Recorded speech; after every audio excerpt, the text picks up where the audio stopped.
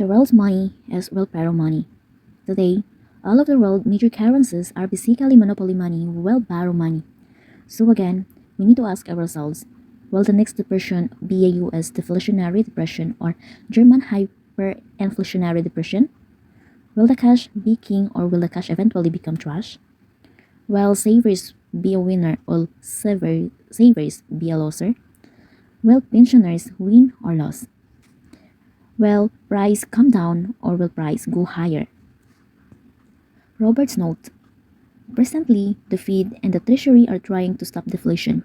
Deflation is much worse than the inflation and much harder to stop.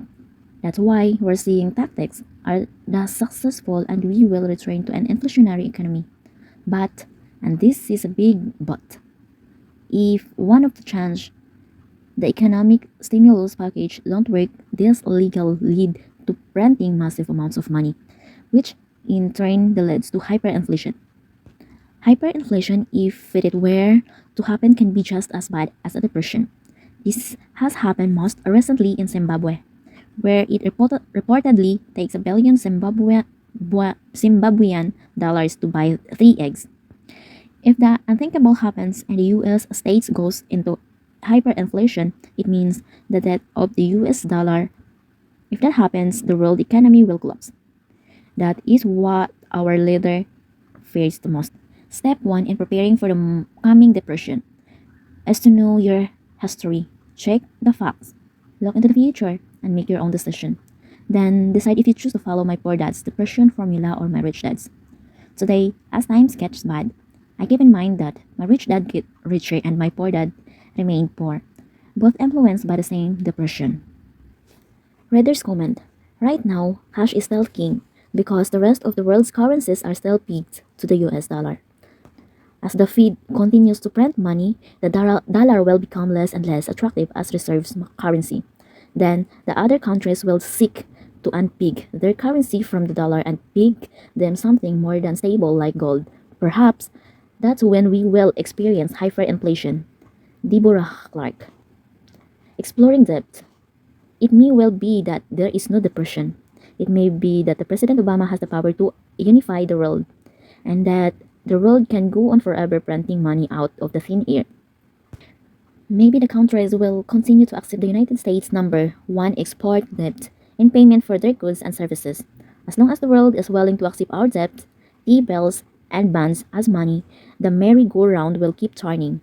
But if the world stops accepting the US dollar, the music will stop, and the depression that follows will be greater than the last Great Depression. On Wednesday, March 18, 2009, the Fed announced to the world it was injecting another $1.2 trillion into the economy. Does this mean you should fasten your seatbelt for a takeoff or brace yourself for a crash landing? This means the Fed is now truly printing money, just as German government did during the last depression.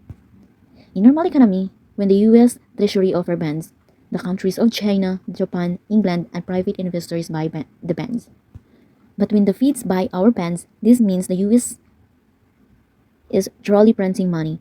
This means the economy is still collapsing like hot air balloon with a tear in it. As you may know, the Fed chairman Ben Bernanke is a student of the last depression. He has often stated he would keep the economy afloat by printing money. He once said he should drop money from a helicopter to save the economy, hence his nickname Helicopter Ben. This movie on March 18, 2009 is confirmation of his intention, inflation at any price. If he goes too far for and overinflates the money supply, we will see a German-style depression. New rules of money. 4. Prepare for bad times and you will only know the good times. When I was in Sunday school, I was told the story about Pharaoh of Egypt who had an unsettling dream. In his dream, he saw 7 fat cattle being eaten by 7 skinny cattle.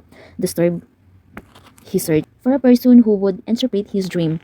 Finally, he came upon a young slave boy who told him his dream meant the world would have 7 years abundance, followed by 7 years famine. The Pharaoh immediately began preparing for famine, and Egypt went to become a powerful nation, feeding that part of the world. After reading Dr. Fowler's book, Grunge of Giant, in 1983, I began preparing for today's financial crisis. Today, my wife and I our company and our investment continue to prosper simply because we are always preparing for bad times. That is why morals of money number 4 is prepare for the bad times and you will only know the good times. You can read more about this later in book. Only good times. My generation, the baby boom generation and their kids have only known the biggest economic boom in history. Baby boomers do not know what is a depression is. For the most part, all they know are good times. Baby boomers were blessed by being born into a massive and economic boom. A boom that began in 1971 when all the world's money became monopoly money. Many people in my generation made a well-borrowed money full of money. After the crash of 2007, many generations lost their wheelbarrow of money. But worse that than being out of money, they may be out of time. I am afraid in my generation and their kids are not prepared for economic decline and depression that may be coming. If a person has only known an expanding economy, he or she may not be prepared for his life in a deflating or hyperinflating economy.